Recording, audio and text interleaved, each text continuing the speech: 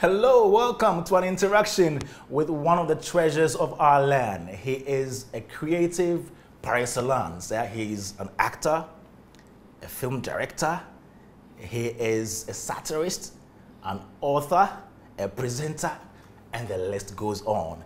His name is Sintim-Misa, KSM. I feel like saying hello in your voice. Hello! Good to see you, man. Good to see you, KSM. Yeah. How have you been? I've been good, oh. Wow. I've been good. I've been good. You see, the last time I saw you at the National Theatre, you were talking about how people see you and they're like, Olu. Previously it was Poppy. No, even before Poppy, it was KSM. KSM. KSM. And then there was a transition to, hey, Poppy. Poppy. Now the Poppy is gone, no. Olu. But interestingly, you look more quote-unquote boyish than some of the people that call you Olu. Olu. Yeah.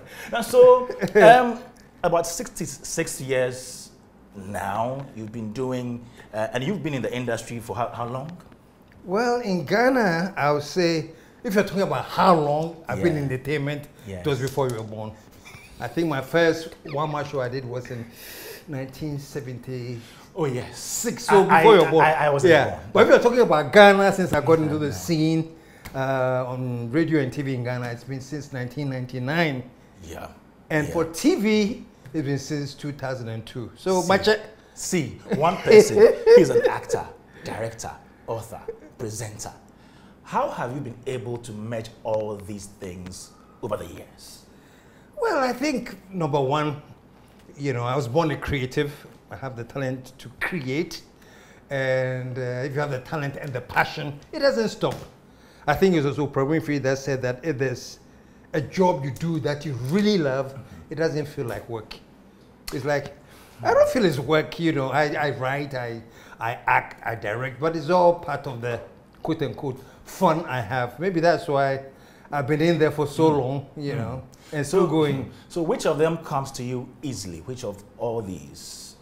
Being on stage, you know, doing comedy, you writing, you directing, you acting. Which of them comes to you easily? I don't know if any comes easily, but what I really like is to be on stage, you know. The writing is very tedious, but it's fun. You know, going through the whole process of creating the story and writing it is a very tedious process. It's not easy, but it is fun and I enjoy it. You know, and then after the writing, then I have to do the rehearsal before I actually get on stage, you know. So that's for the stage. If it's TV, I have to write again, you know, create the characters. If it's, you know, so I don't know which comes easy. Really, they are all very, very tedious processes. But the part I enjoy, though, if it's TV, is being on the screen and doing the interview or... Hello! I still see stuff from you. You know, sometimes I see blasts from you on WhatsApp and KSM still does his shows. And I'm like, hey, this man still get vim. What keeps you going? Interesting enough, I have been able to combine what I call a masterful combination of levity and gravity. You know, one day I'll set up a whole school to teach these two things. You know, levity and gravity. Yes. And if you're able to manage this properly, I'm telling you, there's nothing you can do. Especially in terms of communication or in anything. The whole thing is about how you manage levity and gravity. Well, levity is the light side of stuff.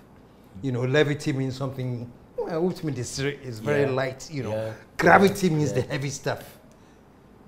You know, so in every situation, if you can master the art of levity and gravity and how you apply both, you'll be surprised how far you can go. And that has been the trick with me since I started the show when there were people who haven't been born on the KSM show now, you know. Now they've been born, they've grown up, and they come to me as guests, and it's the same show.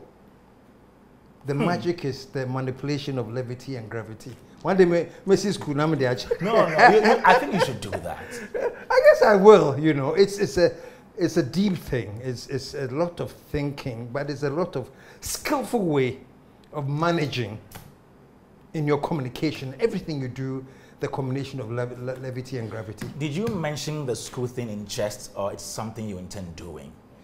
Something I intend to. I guess now I'm getting closer to the Olu side, which means looking at retirement. I don't see myself as completely retired, but I think eventually I like to have a school, some institution, some institute, and just introduce some of the things that I've grown up learning or knowing. Just teach people. People should know this. And when I talk about this whole thing about levity and gravity, I'm not just talking about stage performances. Politicians, businessmen, corporate settings, they should all know how to combine this, and you'll be amazed at how you can improve the level of everything you do. You know, I mean, long ago, I did a show, long ago, 1979, when I did Politically Incorrect. When President Rawlings then showed up, and he laughed his head off. I mean, he laughed his head off. There was one point that I went to sit in front of him, and I said, okay, everybody is here, level with me, man. They say you have chopped all the money. Is it true? And this man cracked up. It's all levity and gravity. You know, that's what it all is, you know. And it just brought something out of Rawlings, and the Ghanaians was like, yeah. So this man is always this, you know, but that's the whole thing, you know. So once you get a grasp and understanding of this whole thing, you'll be surprised, you know, what you can do. So that's why Olu is still there. Olu is still strong. Wow. So apart from you entertaining people with your stand-up comedy, anytime you decide to go on stage, do you also think about objectives, anything you seek to achieve at the end of the show? Definitely. You have that? Definitely. You know, I think my in Ghana, the biggest show of all times has been the saga of the returnee, you know, and that was the objective. It was really to get into the Ghanaian psyche, how we do things, why we do things, and then probe it for people to watch it, see and laugh, but ask questions, you know. There's a whole bit that I did on Ghanaians and our attitude to time, you know, and I took a little phrase from there, little scenario that, because it was a show of a returnee, you know, who had just returned, and I took a scene about how I used to make appointments in the US, you know. You call Bondi, yeah, hi, this is Mac, you know. Mark, can I see you at 3? Sure, let's make it 3. 3, bum, the thing is on. Then I talked about, try doing this in Ghana. You know. Oh, Mr. Siedu, when can I come? And then he would say, oh, let's see. Shall we make it 3:34? You know, but that was like a joke about how we do time, and people were laughing. But I say, so I'm poor. You know. So yeah, I do things and I may joke about it and everything, but if you think about it, you realize, but he's telling us something. Yeah. You know, there's hardly I get on the stage and I do things just for laughter. You may laugh, you may do everything, but if you think a lot about what I've said, you realize that there's something in there that I'm trying to communicate. You know. Do you see that in the current crop of comedians that we have? Do you see that trait or that feature in them as well? I see that they have the ability to make you laugh. You know, I see that they have the ability to make you laugh. I don't think they are so worried about, am I sending any message? Okay. Of course, everybody has a message to send, so every now and then to come out, you know, but I don't think, maybe I'm wrong, I don't think they set out to go, well, have this message on that borders on the national psyche. So how do I deal with it, you know? They'll do things that still, you have to think about things, but I don't think, I think in more, let me give them a good laughter, which is comedy as well, you know. Let them laugh, you know. Comedians have gotten into trouble so many times. I can even mention Gobi Amponsa and a few other people who made some political jokes that went wrong. As a comedian, what are the no-go areas in stand-up comedy or comedy in general? Boils down to gravity and levity. No kidding. It boils down to gravity and levity, you know. And as a stand-up person, you know, that you can't say, I have a no-go area as a medium. Yes, stand up now. I'll never talk about this, you know. You can talk about everything. It has a lot to do with timing. Okay. And a lot to do with how you present it, you know. Quick example, so long time ago when there was that fire at Shell, when people were burnt. Was it 2016? Yeah, okay. People were burnt. It was a very, very, very, very tragic event. And I had one stand-up person doing a joke on that. Okay. During the pain, that there was this drunk who saw somebody running and it was on fire, and he was trying to ask the guy to stop so he can light a cigarette. And he got a big laugh. And I said, that's very insensitive, you know. But today, you can make some funny things about that, you know. But then, when people had died and people were suffering, that was not the time to make that joke. And I always tell people to we just say a comedian as if everybody's a comedian. There are levels, there's differences. Okay. There's a difference between being a stand-up. Okay. And there's a difference, and then there's something called a magnet. Magnet? Magnet. Comedian that is called a magnet. There's a style that's called the sweetheart. Sweetheart? Yes, style. and the style that's called the sniper. I like the sweetheart. You know, you know. So if you are aware of all of these things, then you know how you do your presentation. Okay, so this, I think I'll be a sweetheart on this line. Da, da, da. So which one is the sweetheart? I mean, briefly. The sweetheart. Normally, the sweetheart comedians, they try not to offend anybody. Okay. They try and keep it safe. They'll try and make as much fun as possible, but it's always safe because they think, you know. So they have that, you know. And then the sniper? The sniper, I don't want to be you know, as the word goes, Obi is a sniper. Obi, okay. Obi is a sniper, you know, he will, you know, give it, you know. And so that's the thing. So I think that there are all these things that we need to understand about the whole art form. Comedy is an amazing craft, man. Yeah. Sometimes when I hear somebody saying, oh, these politicians, they're all comedians, I get upset. Yes. As if being a comedian is... It's nothing. Yes. I think what they mean is these politicians, they can be clowns. Okay, that should be the word. They can be clowns. They're doing things that are just clownish. But they're not comedians. Comedians are very, very intellectual, sharp-shooting people. That's what I think. You have had training from NAFTI to Trinity College to New York University. You've done fine arts and all that. Yeah. How important is it for us to train our people, our creatives, you know, in schools, talking about arts education? Very, very, very important. There are so many things that you can get by with it, and so you take it for granted that, oh, it's his talent. He's a good singer, it's his talent, it's a good whatever, you know. But the critical thing is that you may have a talent. The important thing is that have you worked on the talent enough to turn it into a craft? Okay. And once you have it as a level that it has become a craft that you are so comfortable with, you grow. You know. So I guess to answer you, for anybody that's out there doing whatever they think they're doing, good to have the talent, but the talent is not enough. Build the talent into a craft.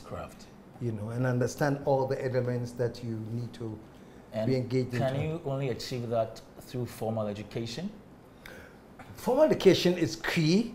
The other thing is self-learning. Okay. As these days, especially, go on the internet, and I'm very, very, very, I'll be very, very surprised if there's something you can learn there. Yeah. You know, sometimes I go on the net right now when I'm writing comedy to just get what's out there, what are people thinking, you know, and you'd be amazed at the new things. Olu, I'm still learning. You know, even Olu at this stage, you'd be amazed at the new things that I'm learning. I think we mistakenly limit creative arts and talent just to the arts. Okay. You know, like I can paint, I can sing, I can. These are the things that they believe that if you have a talent, then it's one of these things. Okay. It's a mistake. Okay. I think creativity goes with everything we do. You could be a mathematical genius. You could be a legal brain. All those are talents. You know, so educational system is very limiting. Yeah. Right from the beginning, they divide you into, you are the creative ones, you do this, you arts and science. What's that? And usually if you get a very high grade, you are pushed to do science. Super. Low grade, arts. Go and do arts. In other words, arts for the that's the message they're sending. You know, so there's so many wrong with the way our educational system is. And I think the worst part of our educational system is that it teaches us what to think. Okay. And not how to think. Teach us how we can do it. And then we will find our own means of doing it. But don't teach me what to think. And that is the biggest part of educational system. And that's why we are where we are, because we are just regurgitating what you have been taught to do. So you better write this because that's what your professor or whatever said. You know, so you better reproduce what the professor said. If you think how and you want to change, there's a problem.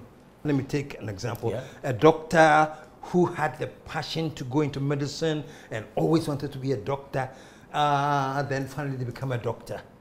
You can tell the difference between that person and somebody who is a doctor because that's what their parents wanted him to or her to become, so they have become doctors. It's something they wanted me to do, so I'm doing it. And you can tell when you visit them as a patient the difference between, you know, a doctor who, the way they take care of you, the way they ask you questions, the way you can tell this person really cares. And you can tell somebody who is ready to give you your paracetamol prescription right away, you know. So in everything, we have to be creative. And it is a sin for us with the educational system to limit our creativity only to the arts. And then when it comes to the sciences and the legal things, we say, as for that one, you're pigeonholed into this. You can't be creative. Would you be willing to serve in any government if any of them comes to you to maybe occupy a position in the creative ministry, the creative arts ministry, with your years of expertise and knowledge in the arts? Yeah, I don't think I want to serve officially that we have designated you as this. In this, no, that I can't do.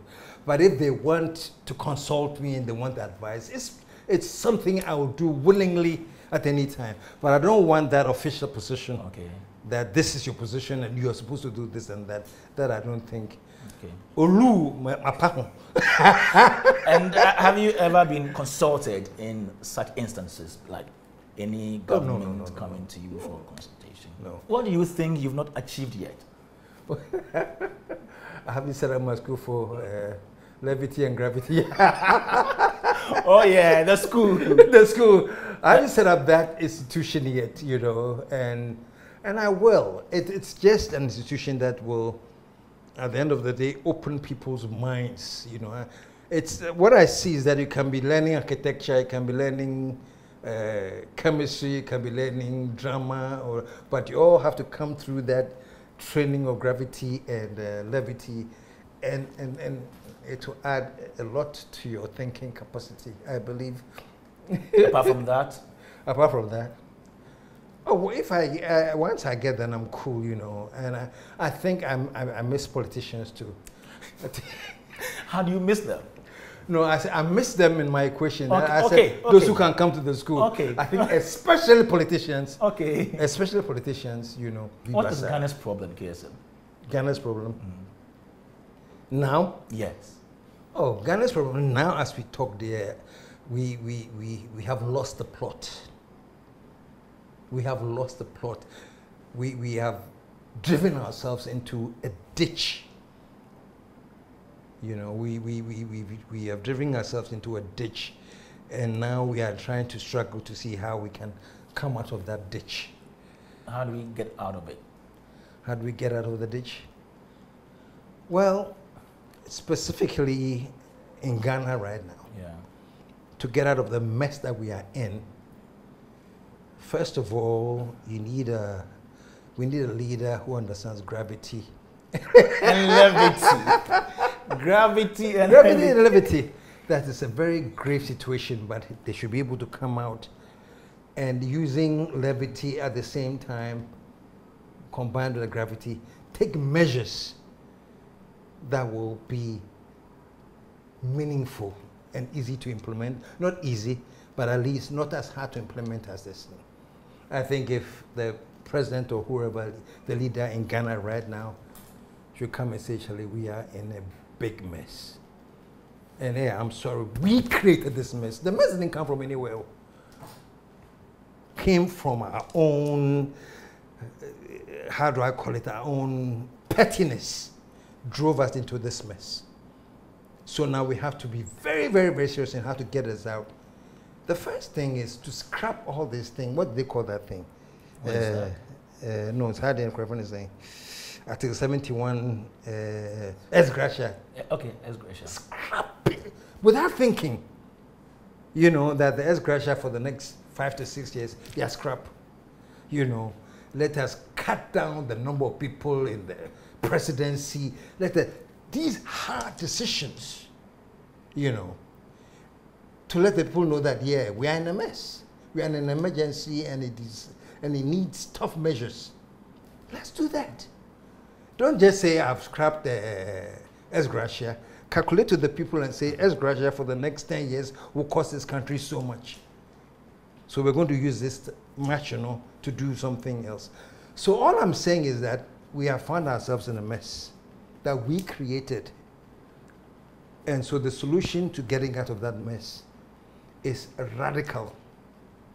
And if there's anything else, any other alternative we can do other than take the poor man, the poor teacher who has spent all his life teaching and is now on pension, and the local fuel that they got that they have spent invested in bonds, you say you have to give that up.